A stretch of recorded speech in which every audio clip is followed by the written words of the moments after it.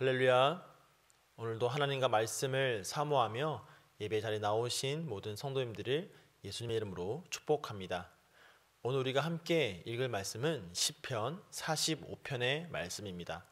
시편 45편 1절부터 15절까지 말씀, 그 가운데 9절부터 15절까지를 함께 읽도록 하겠습니다. 왕이 가까이 하는 여인들 중에는 왕들의 딸이 있으며 왕후는 오빌의 금으로 꾸미고 왕의 오른쪽에 서도다. 딸이여 듣고 보고 귀를 기울일지어다. 내 백성과 내 아버지의 집을 잊어버릴지어다. 그리하면 왕이 내 아름다움을 사모할지니라. 그는 내 주인이시니 너는 그를 경배할지어다. 두로에 따른 예물을 드리고 백성 중 부한 자도 내 얼굴 보기를 원하리로다. 왕의 딸은 궁중에서 모든 영화를 누리니 그의 옷은 금으로 수놓았도다. 수놓은 옷을 입은 그는 왕께로 인도함을 받으며 시종하는 친구 처녀들도 왕께로 이끌려 갈 것이라. 그들은 기쁨과 즐거움으로 인도함을 받고 왕궁에 들어가리로다. 왕의 아들들은 왕의 조상들을 계승할 것이라. 왕이 그들로 온 세계의 군왕을 삼으리로다. 내가 왕의 이름을 만세에 기억하게 하리니 그러므로 만민이 왕을 영원히 찬송하리로다. 아멘. 말씀을 위해서 함께 기도하겠습니다.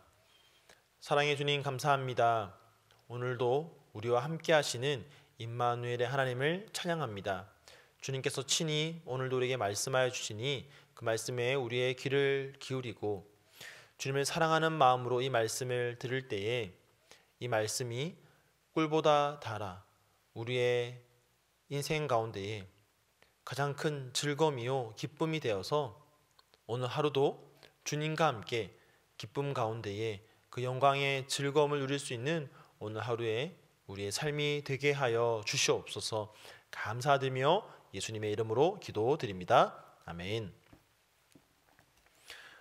오늘 우리가 함께 읽은 이 본문 말씀 시편 45편의 말씀은 성경 전체적으로 볼 때나 또는 시편을 볼 때에도 시편 가운데 굉장히 아주 독특한 내용을 담고 있는 그런 시편입니다. 왜냐하면 시편 45편은 왕의 결혼식을, 왕의 결혼을 축하하는 시이기 때문입니다. 흔히 이야기하는 결혼 축가와 같은 그런 시편입니다. 사실 시편뿐만 아니라 구약 성경 전체를 보아도 유일하게 나오는 결혼 축하 노래입니다. 그런데 이 결혼이 그냥 결혼이 아니라 왕과 왕비의 결혼인 것입니다. 이스라엘의 왕이 결혼할 때에 그 왕을 위하여서 지은 시편입니다.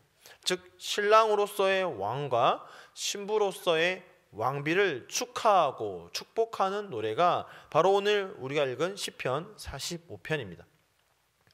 자, 그런데 왕과 왕비의 결혼을 축하하는 노래가 왜 성경 가운데에 들어가 있느냐? 그것은 단순히 시편의 노래가 이스라엘의 왕과 왕비의 결혼만을 위한, 결혼을 축하하기 위한 것만은 아니기 때문입니다. 그 이상의 특별한 의미가 이 시편 가운데 담겨 있는 겁니다. 신약성경 히브리서 1장에 가보면 이 시편 45편의 말씀을 인용하고 있는 것을 우리가 볼 수가 있습니다. 그것만 봐도 이 시편의 말씀이 결코 단순한 그저 결혼 축하 노래가 아니라는 것을 우리가 알 수 있는 것입니다. 성경을 보면 성경은 하나님과 우리의 관계, 또 예수님과 우리의 관계를 여러 가지 비유를 통해서 표현을 하고 있습니다. 왕과 백성, 아버지와 자녀, 포도나무와 가지, 이 여러 가지 관계들로 설명하고 있는데 그 중에 하나가 뭐냐면 바로 신랑과 신부의 관계입니다. 성경은 예수 그리스도와 교회된 또 성도된 우리의 관계를 신랑과 신부로 그렇게 표현을 하고 있습니다. 그래서 히브리서 1장 8절을 보면 이 시편 45편 말씀 가운데 신랑에 대하여 말하는 구절을 인용해서 예수 그리스도를 묘사하고 있는 것을 우리가 볼 수가 있는 것입니다. 자, 그렇기 때문에 오늘 이 시편 45편을 통해서 우리는 신랑 되시는 예수 그리스도, 또 신부된 우리의 관계에 대해서 알 수가 있습니다. 예수 그리스도의 신부된 우리는 과연 어떠해야 하는지, 어떠한 삶을 살아가야 하는지를 이 시편을 통해서 깨달을 수가 있는 것입니다. 자, 우리가 함께 읽었던 이 9절부터 해서 이 신부의 모습에 대해서 한번 살펴보도록 하겠습니다. 자, 가장 먼저 우리가 예수 그리스도의 신부로서 해야 할 일이 있다면 그것은 뭐냐? 오늘 본문 말씀 10절에 나옵니다. 딸이여 듣고 보고 귀를 기울일지어다. 내 백성과 내 아버지의 집을 잊어버릴지어다. 시편 45편에 나오는 이 신랑으로서의 왕, 또 신부로서의 왕비를 보면 신랑은 이스라엘의 왕입니다. 그런데 이 신부는 이스라엘 백성이 아닙니다. 이스라엘 사람이 아니라 이방인, 즉 외국인입니다.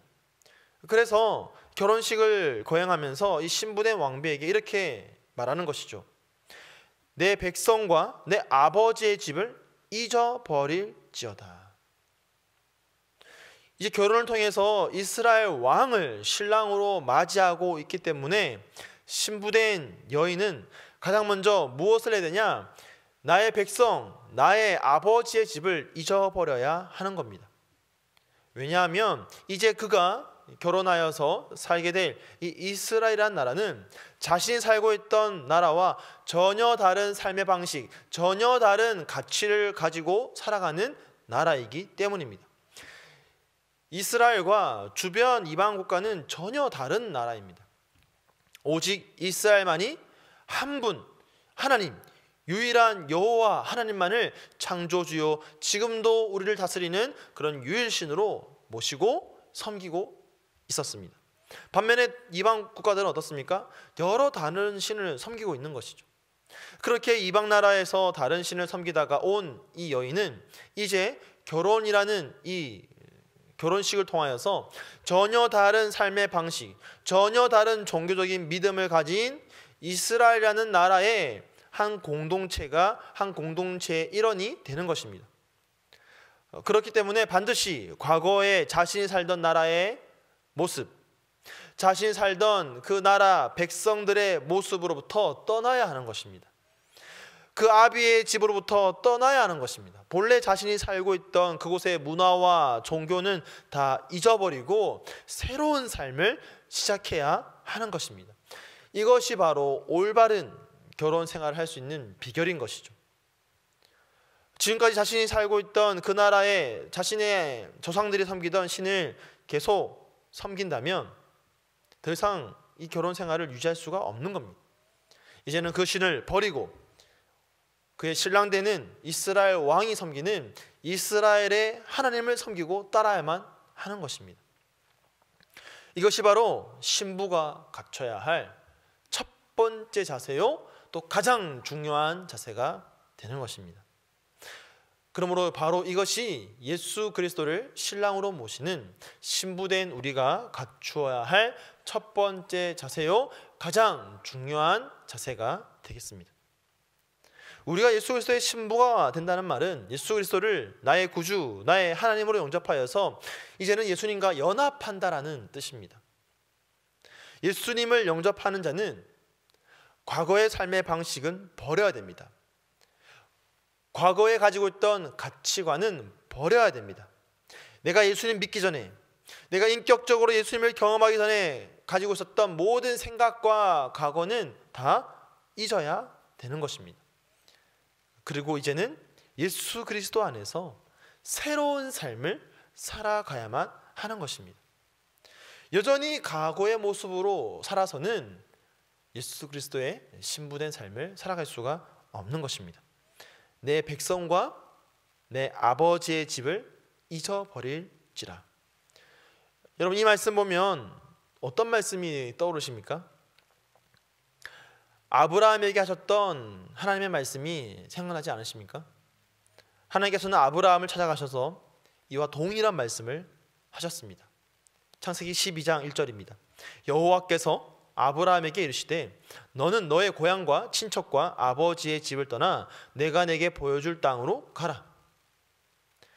이것이 바로 예수님께서 하나님의 백성들을 부르시는 모습입니다. 우리는 과거에 우리가 가지고 있던 삶의 방식으로부터 떠나야 합니다. 죄의 종로로 타던 그런 모습으로부터 우리는 떠나야 합니다. 세상 가치관으로부터 떠나야 합니다. 만약 우리가 여전히 그 과거의 삶의 터전에 머물러 있다면 우리의 몸은 떠나왔지만 여전히 우리의 마음을 그곳에 두고 있다면 우리는 예수님을 따라서 온전한 연합을 이룰 수가 없습니다. 연합이라는 것은 마음이 합하여져야 하는 것입니다. 누가복음 9장에 보면 예수님을 따르라는 말씀에 가족과 잠시 더 시간을 가지고 작별 인사를 한 후에 따라가겠다고 하는 사람이 나옵니다. 자, 그 사람에게 예수님께서 뭐라 말씀하십니까? 예수께서 이르시되 손에 쟁기를 잡고 뒤를 돌아보는 자는 하나님의 나라에 합당치 아니하니라. 우리가 예수님을 따르기 위해서는 특별히 신랑과 신부와의 관계로서 예수님과 연합하기 위해서는 우리가 거듭나기 전의 모습과 거듭나기 전의 삶은 잊어버리고 전혀 새로운 삶의 모습으로 들어가야 하는 것입니다. 여전히 뒤를 돌아보면서 과거와 단절되지 못하면 우리는 여전히 과거에 머물러 있는 것입니다. 옛사람의 습관과 생각에 머물러 있는 것입니다. 이것은 전혀 신부의 모습이 아닙니다. 거듭난 자답게 예수 그리스도의 신부답게 새로운 삶을 살아가야 하는 것입니다. 에베소서 4장은 이렇게 말씀합니다. 너희는 유혹의 욕심을 따라 썩어져가는 구습을 쫓는 옛사람을 벗어버리고 오직 심령을 새롭게 되어 하나님을 따라 의와 진리의 거룩함으로 지으심을 받은 새 사람을 입으라. 옛사람을 벗어버리고 새 사람을 입으라고 말씀하십니다. 여러분, 새 옷을 입기 위해서는 어떻게 됩니까? 헌 옷을 벗어야 되는 것이죠. 입고 있던 옷을 벗어야 됩니다. 새 옷을 입으면서 어떻게 과거에 걸치고 있던 그 누더기와 같은 옷을 그대로 입고 그 위에 새 옷을 입을 수가 있겠습니까? 오늘 이 본문에 나오는 10절에 잊어버리다 라는 이 말, 이것은 히브리어로 샤카으라는 단어인데요. 이것은 잊다, 또 망각하다 라는 의미도 있지만 동시에 주의를 기울이지 않는다라는 의미도 함께 가지고 있습니다. 그러니까 신부를 향해서 지금 뭐라고 말하고 있습니까? 내 백성과 아비 집에 귀를 기울이지 말라라는 말도 되는 것이죠. 이제 떠나온 과거의 집에 그 소리에 주의를 기울이지 말라라는 것입니다. 대신에 10절 상반절에 뭐라고 얘기합니까? 딸이여 듣고 보고 귀를 기울일지어다. 누구에게 귀를 기울이라고 말합니까? 신랑된 자에게 귀를 기울이라는 것입니다. 듣고 보고 신랑에게 귀를 기울이라는 것이죠. 우리가 예수님의 신부가 되었다면 이제는 과거에 속해 있던 세상의 소리에 귀를 기울이지 말고 우리의 신랑 되신 예수 그리스도의 말씀에만 우리가 귀를 기울여야 될 줄로 믿습니다. 이것이 바로 예수님과 연합한 예수님의 신부된 자의 참된 모습입니다. 그래서 계속 말하는 것이죠. 11절에 보니까 그리하면 왕이 내 아름다움을 사모하실지라 그는 내 주인이시니 너는 그를 경배할지어다. 신부로서 신랑된 예수님을 주인으로 모셔야 하는 것이죠. 이것이 성경이 말하는 신랑과 신부의 관계입니다. 에베소서 5장에 보면은 아내들이여 자기 남편에게 복종하기를 죽게 하듯 하라 라고 말하고 있죠. 이것이 바로 신부된 자가 신랑된 예수님을 따르는 또 연합하는 자세입니다. 주인으로 모셔야 하는 것이죠. 주인의 목소리만 귀를 기울이는 것입니다.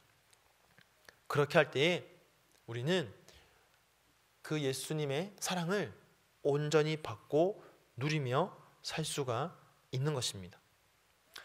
사랑하는 성도 여러분, 저와 여러분은 지금 어떻게 살고 있습니까? 오늘도 과거의 죄인이었던 그런 우리의 모습, 그것에 귀를 기울이고 그것에 미련을 갖고 그렇게 살아가고 있지는 않습니까?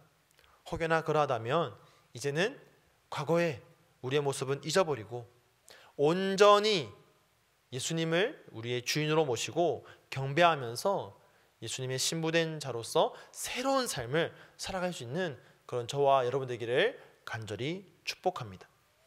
그렇게 할 때에 예수님께서 인도하시는 그 기쁨, 즐거움, 예수님이 우리를 사모하심으로써 우리에게 주시는 그 놀라운 기쁨을 누리면서 살아갈 수 있는 그런 저와 여러분 되기를 예수님의 이름으로 간절히 축원드립니다. 함께 말씀을 기억하면서 기도하겠습니다. 오늘 말씀 함께 기억하면서 주님, 내가 주님의 말씀에 귀를 기울이고 주님을 나의 주인으로, 나의 신랑으로 모시면서 그 주님과의 사랑의 관계 속에서 기쁨과 즐거움을 누리며 살아가게 하여 주시옵소서. 함께 기도하시고요. 오늘은 화요일입니다.